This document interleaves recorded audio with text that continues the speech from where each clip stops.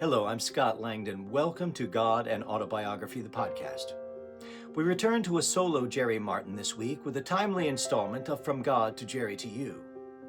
Sometimes, especially during times of conflict and war, moral ambiguity can be especially hard to navigate.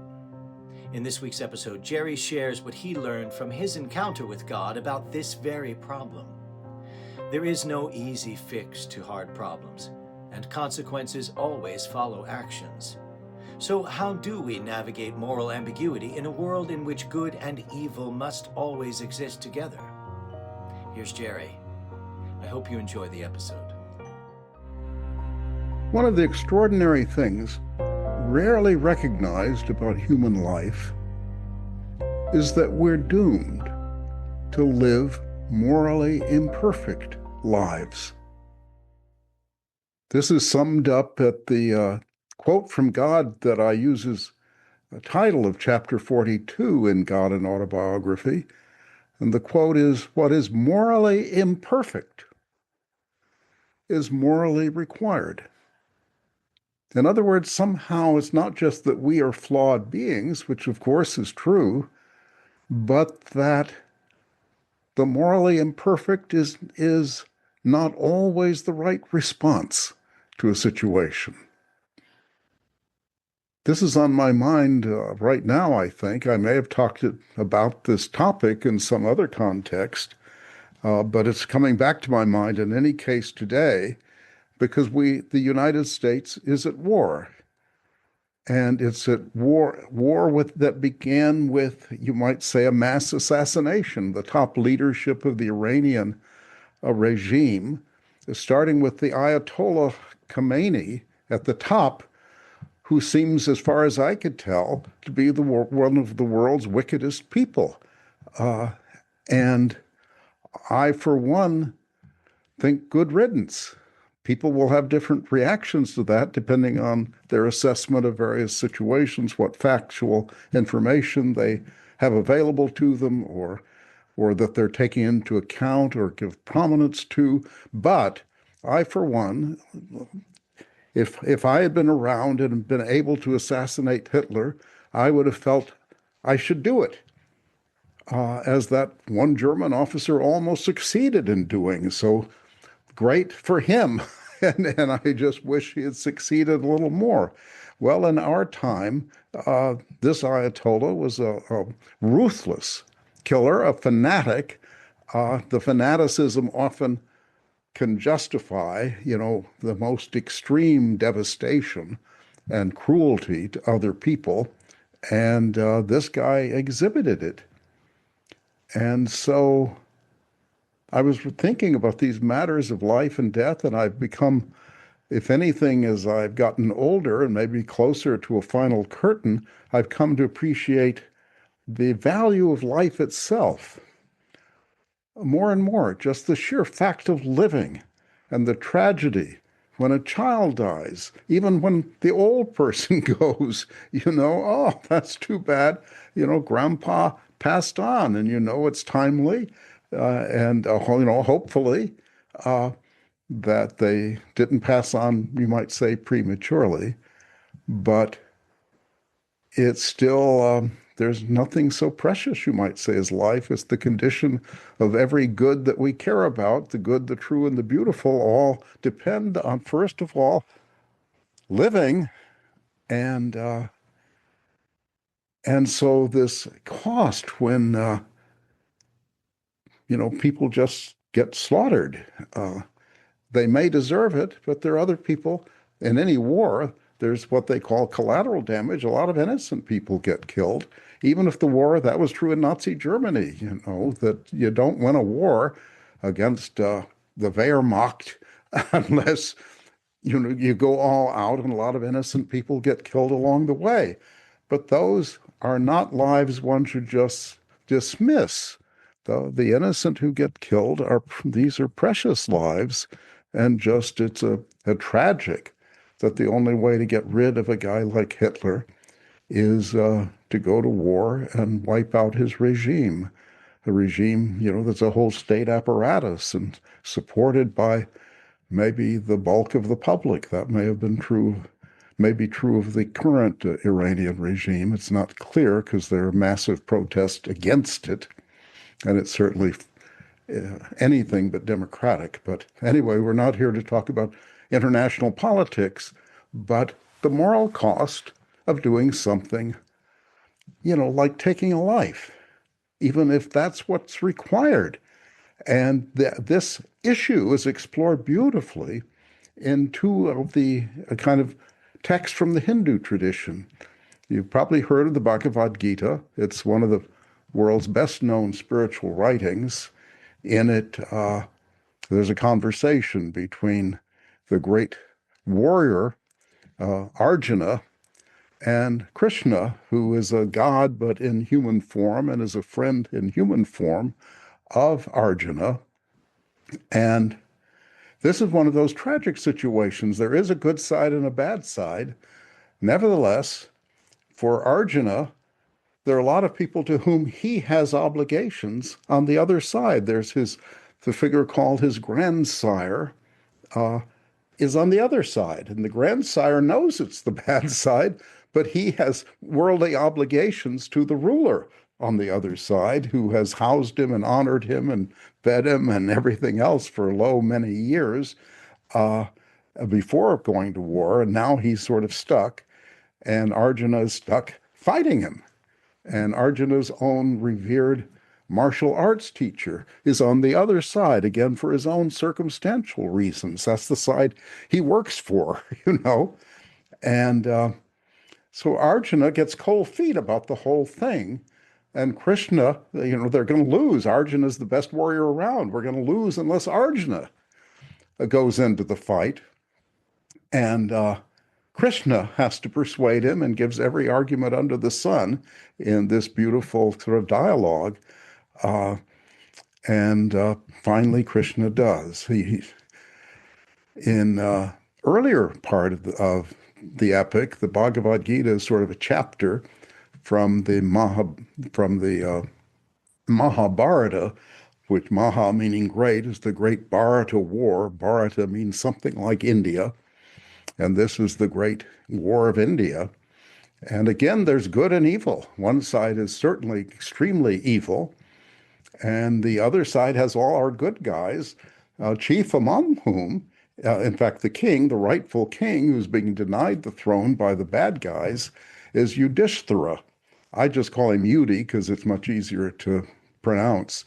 But Yudi is like George Washington. He's just kind of like a perfect person, except more saintly than George Washington. And in fact, he's chided earlier in the dialogue. I call it a dialogue, it's an epic.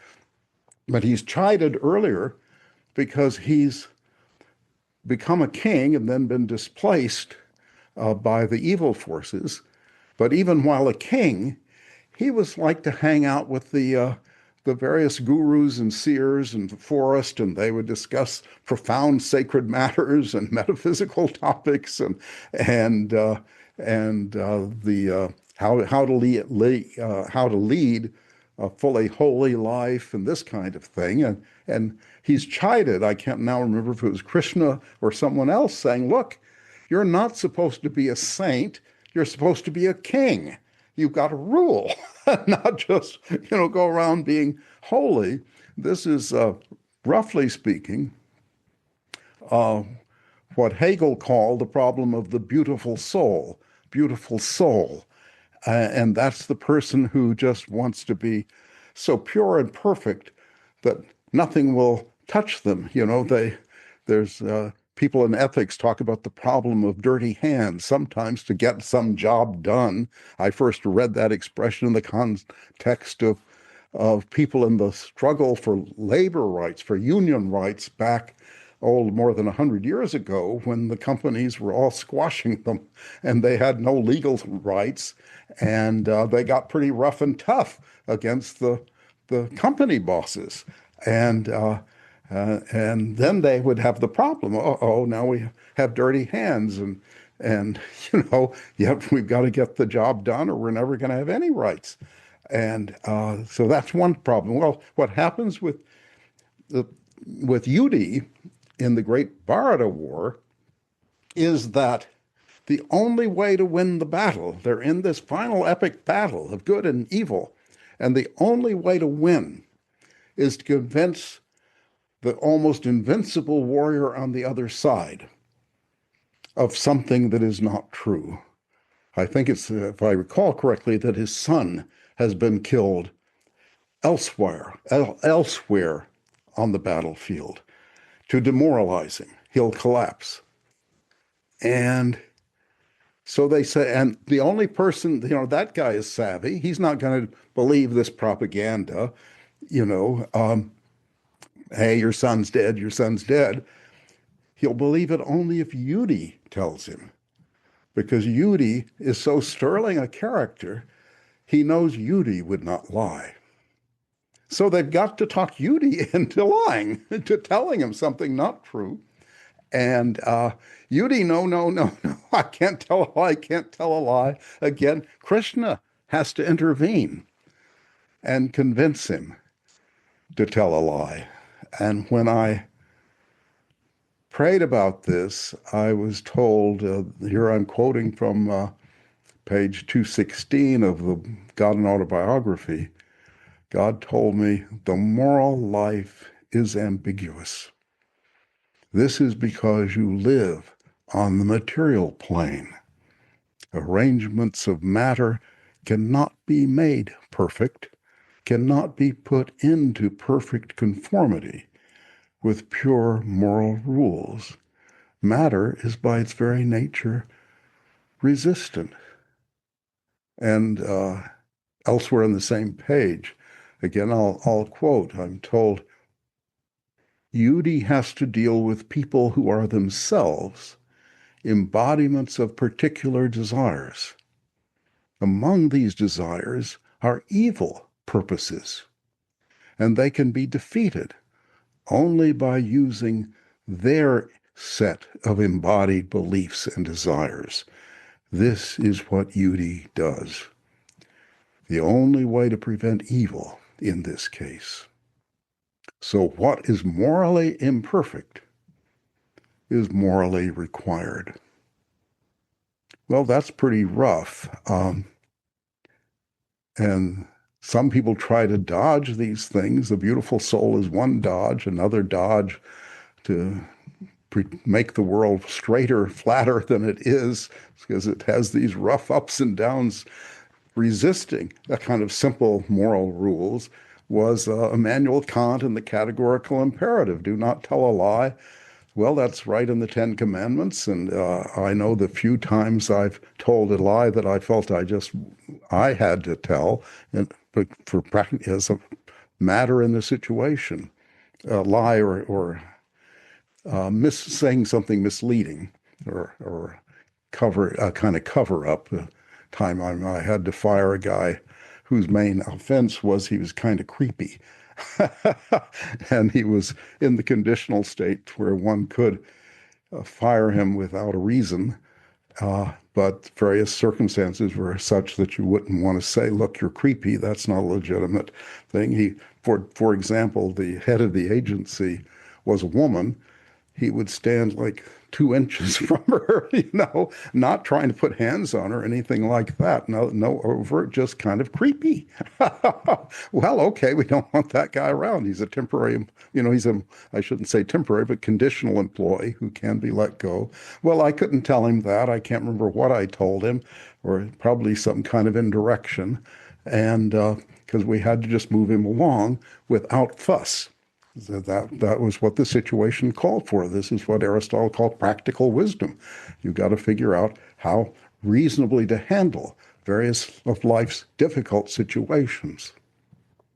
Another of the wrong ways to go about this, Kant's trying to have absolute rules, just doesn't work. We all know that. Anyone who thinks about this, the Ten Commandments, the whole rabbinic tradition is full of reasonings about the Ten Commandments, because these absolute prohibitions, do not lie, always have to be interpreted, they have to be applied, and the maniac comes demanding the gun you borrowed, demanding it back, and you see he has bloodlust in his eyes. Well, you can't give it to him. So If you're a Kantian, you have to come up with some elaborate rationale for why this fits with your commandment. But in fact, it doesn't quite fit with it, obviously. And so you've got to bend the rules. You've got to bend them to do the right thing. And another wrong, there's really the third wrong thing. Beautiful soul is one, rigid moral rules is number two, is the attempt to what I call to levitate. To think, well, there's some kind of neutral base beyond good and evil, up above. We can just elevate to the stratosphere where these issues, we don't worry whether the ground is rough and situations can't be ironed out. We just separate ourselves from the situation, get our, and decide that's the way to live. Well, the problem is, that's not where the events happen that matter in human life. You might levitate as a matter of meditation, of relaxation or something. That might be a valuable thing to do from time to time. We all can use, a day at the beach or something. You have to relax and not worry about the conflicts of the world or your duty in this or that difficult situation. What are you going to do about your irrational next door neighbor, or difficulties in your marriage or your love life? Problems with kids are very complicated to raise. I can tell you that. But we can step out. We sometimes need a little stepping out of those situations. But in fact, you can't just levitate out of life. Life, this is one of the main themes, I think, of God and Autobiography, is that life is lived in this world on this plane. This is where the action takes place. And it's you and me and God and our friends and enemies all sharing the space, you might say. We are in it, God is in it with us. Well, Yudi has to lie, and I'm told that he does lie before, in the whole epic, because he was such a saintly sort of guy. When he would ride his chariot across the field, the wheels didn't even quite touch ground. He would just glide above. Now his wheels sink to the earth. He's done the right thing, but he's kind of morally compromised now. He couldn't just be sort of perfect. And okay, that's one of the facts of life. And I was told also on page 216, which I was quoting from before, when you commit a moral imperfection, it is important that you know it. You are left somewhat compromised. And it is important to know that also. This is a complex situation. One often looks for some simple guide to life, some one rule or one philosophy or mentality or, something that will solve every situation, give every answer that you need as you come through the complexities of life. But it doesn't work that way. It just doesn't work that way. And you got to accept that it doesn't work that way. You have these complexities from the rough terrain of the world, the rough characters that we are for each other, little mixtures of good and bad in each of us. And we're dealing with that. We're dealing with it in situations of institutional life and economic life and social life and every other kind of life. And so we have to do our best, and that our best will include sometimes what are called by God in this chapter, moral imperfections. But you commit a moral imperfection, there's a moral cost. You're kind of compromised. And Yudi pays that cost symbolically with the wheels going to the earth.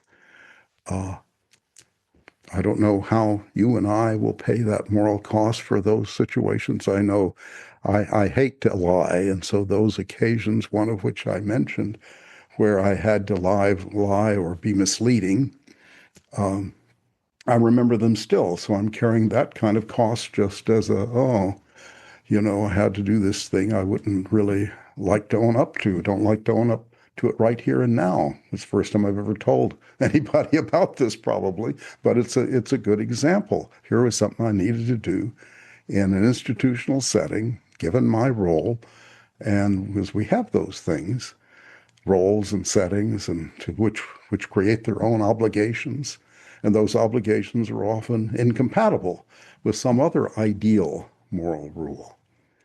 So ethical persons must bear moral cost. And we have a moral cost. If you're an American citizen and you were glad that Khomeini was liquidated, then, well, okay, you may be right. But you have a moral cost from that. That is not a morally cost-free act, even if it was necessary to prevent much greater problems. This guy could get nuclear weapons and so forth. Who knows what might have evolved, but he's not going to now.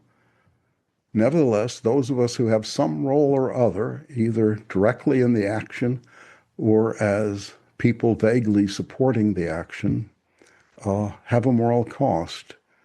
And it raised to my mind, the kind of theological question. Does God, being the soul and mind of an imperfect world, also bear a moral cost? The world we live in, which is both, you might say, created by God and is God, God is the heart and soul and mind and everything else of this world, and including you and me and everybody else and the animals and trees and stars and suns. And yet it's not perfect. It's not perfect. And there are answers to this in God and Autobiography at various points. Why didn't God make the world perfect? That kind of thing. But in fact, the world isn't perfect. And just from what I've said today, you can see some of the reasons it's not perfect. It has multiple players, all with different desires, goals, and so forth, and institutional settings, and so on and so on and so on. So you can't just smooth out the ground and glide across it. And what is that ground? Well, you might say that ground is God. God is trying to skate across it with us. And also, therefore, you kind of might wonder, I wouldn't know how to spell this out exactly, but does God also bear a moral cost? Because notice with moral cost, it's not like doing something morally wrong, where then you owe somebody to correct it, to repay for it, reparations, to repay a cost or undo a deed in some way, or be punished for it, or make up for it in some fashion, apologize at least. Does God owe us an apology? Well, I'm not inclined to think that makes sense, but it seems more, not so much God did anything he couldn't do. I think that's the message of God and Autobiography. This is the world, and it couldn't have been. In fact, I'm told God doesn't create the laws of physics. For example, E equals mc square. God didn't decide, shall I make it E mc square or something else? No, that is the world. It's the nature of material world. It has its own rules. But God is in this world with us. And as always, God and we and God are in this together. And that's some consolation. But in the context of issues I've been raising, well, there's a certain heaviness to that thought, and probably needs to be thought about further. Well, thanks for joining me for these few minutes of reflection. Be well.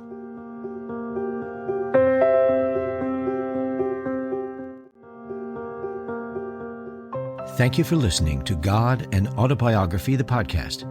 Subscribe for free today wherever you listen to your podcasts and hear a new episode every week. You can hear the complete dramatic adaptation of God and Autobiography as Told to a Philosopher by Jerry L. Martin by beginning with episode 1 of our podcast and listening through its conclusion with episode 44. You can read the original true story in the book from which this podcast is adapted, God and Autobiography as Told to a Philosopher, available now at Amazon.com and always at godandautobiography.com. Pick up your own copy today. If you have any questions about this or any other episode, please email us at questions@godandautobiography.com and experience the world from God's perspective, as it was told to a philosopher. This is Scott Langdon. I'll see you next time.